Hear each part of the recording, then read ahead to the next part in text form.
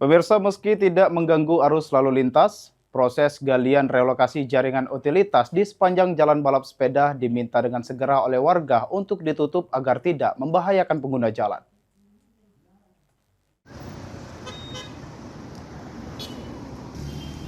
Pengerjaan relokasi jaringan utilitas di sepanjang jalan balap sepeda Kecamatan Ilir Barat 1, Kota Palembang masih berlangsung sampai saat ini.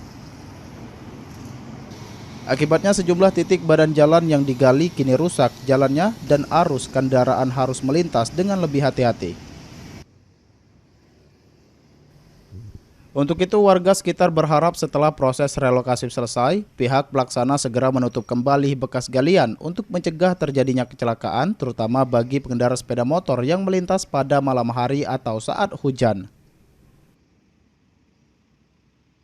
Kalau respon aku, kalau sudah melakukan konstruksi, ya dibersih ke biar tidak do ngalangi jalan juga dan juga tidak do ngotori lingkungan di sekitar sini. Selain itu juga warga berharap pengerjaan dapat diselesaikan tepat waktu dengan tetap mengutamakan keselamatan melalui pemasangan rambu-rambu peringatan di sekitar lokasi proyek. Suryadi, PAL TV.